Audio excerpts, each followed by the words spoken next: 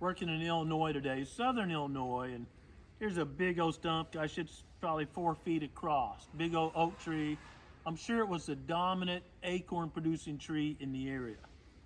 And our friend here had some logging going on, and the logger probably didn't understand the mission or the forester. Unfortunately, I see this all across America, so I'm being nice, but they took the very best, big old oak, great big hole here where the canopy was, and look behind me at all the crooked trees, multi-stem trees. Just take a second, maybe hit pause, study the video, at all the multi-stem crooked trees. So they took the best and left the rest. Okay, in real terms, not being politically correct, that's called high grading. You take the very best, you take your best steer or your best cow and you keep killing them, you keep killing them, you keep killing them, and leaving the rest. You go broke. You take the very best acorn or mass-producing trees and you leave all these crooky, here, here's a hackberry, and of course there's some other wetland type trees in here, and you leave them, it degrades the habitat quality and the future timber value of the property. In this case, this gentleman is very interested in wildlife only.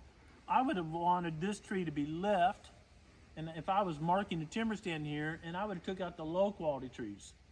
And people often say, well, that tree's gonna die. Well, understand that white oaks will live hundreds of years if they're healthy, and red oaks will live a very, very long time. So that, oh, they're gonna die is in hardwoods, if they're healthy, is maybe a sales pitch sometimes. Now, on pines, they certainly get too crowded and can get insects because they're stressed and die. But I guess I'm ranting a little bit.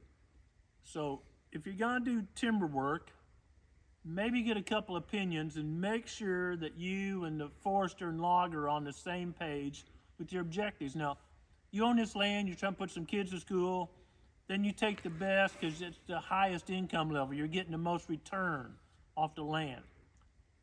But the next generation won't.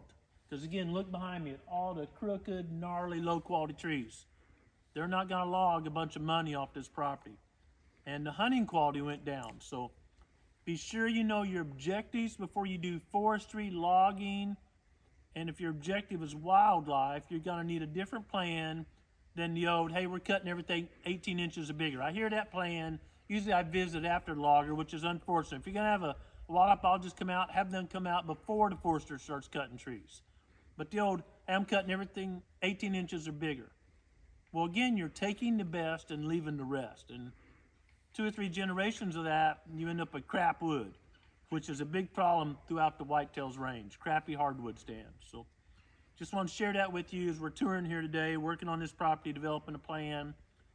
And my objective here is gonna be, we're in the wet area, so I can't put a food plot in here. I'm gonna have to do something else, come back in and cut more of these low quality trees to get some sunlight down, because if Seth will turn the phone up a little bit and you look at that canopy, you see where another tree was cut, a big oak. I can tell by the leaves 100 yards behind me, but the canopy is closed canopy.